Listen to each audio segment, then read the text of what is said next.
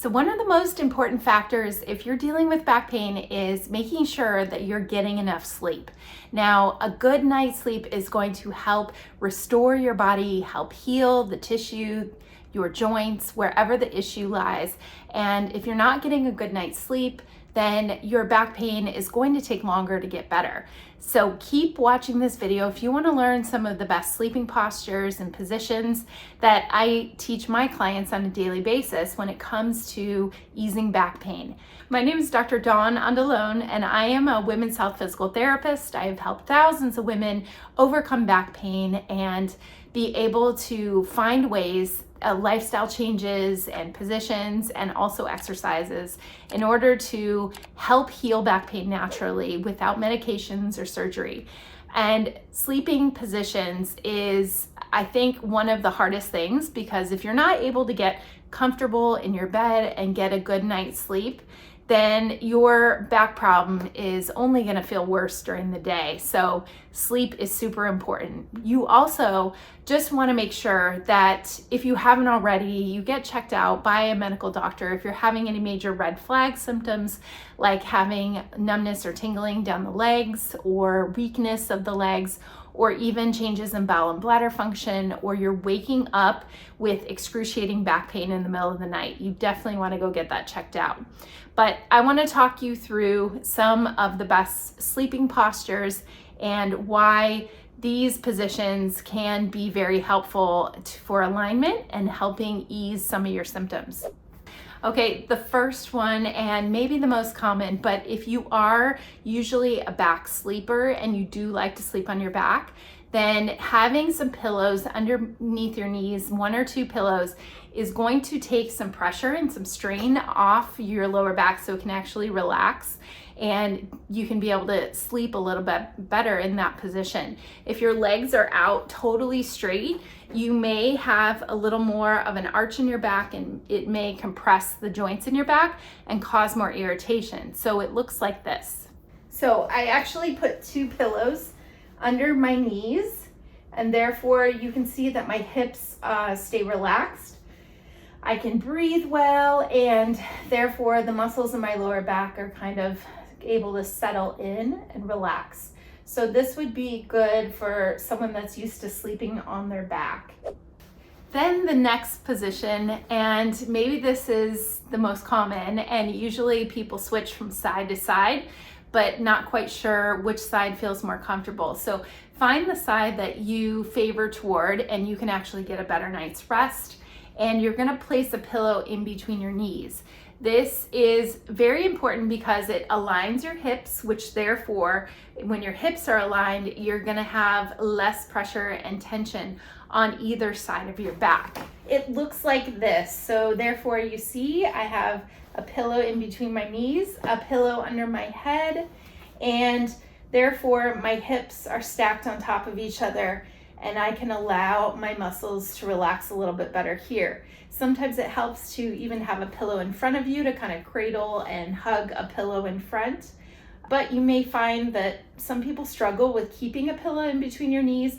You do get used to it. So I promise, try it out and you will actually enjoy it after a while. It just can't be too thick of a pillow because you don't want your hips open too much.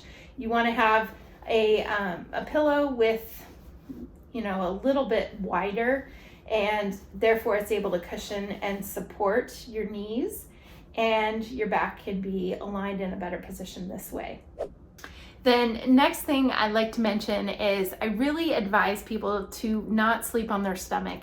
If you can imagine and take that position to a standing position, if you're sleeping on your back, your head is tweaked to the side, and you're gonna have a bigger arch in your back. It's gonna put more pressure, and it's going to be very hard to get out of that position when you've been in that position for multiple hours. So I do advise getting out of a position in your stomach. You can use that for an exercise if you do this periodically throughout the day and you go onto your stomach, and it actually relieves some of that pressure and it feels good because you're reversing that posture. You can do that throughout the day, but just don't sleep like that. It's going to compress the joints and you can't get enough blood flow and circulation to the area around your back. So I do advise not sleeping on your stomach. Now, we also love to advocate the use of pillow-wise pillows, and this is something that we sell actually in our studio, in our office. And pillow-wise pillows are only by a medical practitioner, where you can actually get 3 measurements around your neck, from your head to your shoulders and across your shoulders, to find the right size pillow for you. And this can be very helpful for people with neck or back or shoulder pain, because they're going to be not crunching their neck and in an awkward position. It's actually going to be fitted right towards you, and it has a memory foam too, so it's actually very comfortable and therapeutic. I can't sleep without mine. I actually take it on vacation and travel with it, because I find that I wake up and my neck and my back aren't as stiff if I'm using the right pillow. So go check out that link if you are interested in pillow-wise. You can contact us and we can send you a way to get your measurements and figure out what color you are, and we can actually drop ship it to anywhere in the US as well. So I also just want to mention there's no perfect mattress. A lot of people ask me what type of mattress should they have, if it's too soft, too hard. You really got to find what's best for you. But I can definitely say if your mattress is too soft, you're going to be in a more crunched position, and sometimes this can be more harmful. If you are someone that does experience back pain, you can actually be more stiff and sore if you're using a softer mattress. So I also want to mention that it is important to find a routine at night that you're getting a lot of relaxation, and maybe even doing a couple stretches before bed. I find that these can be helpful if you're allowing those muscles to relax and the tissue to relax, and therefore you can get a better night's sleep that way before you get into a position. So here are 2 things that I would recommend doing. So I am on my back, and I'm just going to do some deep breathing exercises, having my knees bent. And I'm going to breathe into have my hands over my stomach. And I'm going to take a deep inhale into my hands. And then exhale through my mouth. And just slow down your breathing. This allows your back muscles to relax and take any of that unwanted tension out. So doing this for a few minutes before you fall asleep is some deep breathing exercises, like 5 to 10 times.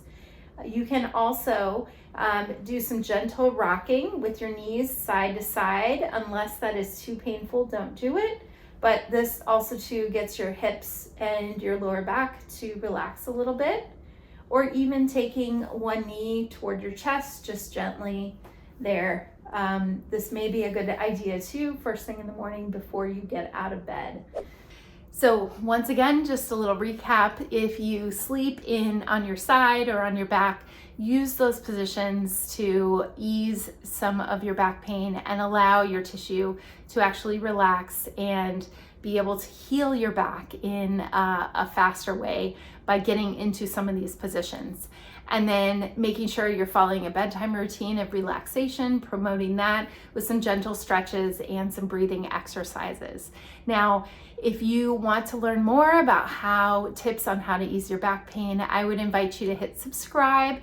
I release new videos every week, and I'd love to have you watch more on some tips that help you live a more active lifestyle and help ease some of your symptoms that you're having. So I hope you found this helpful, and thanks so much for watching.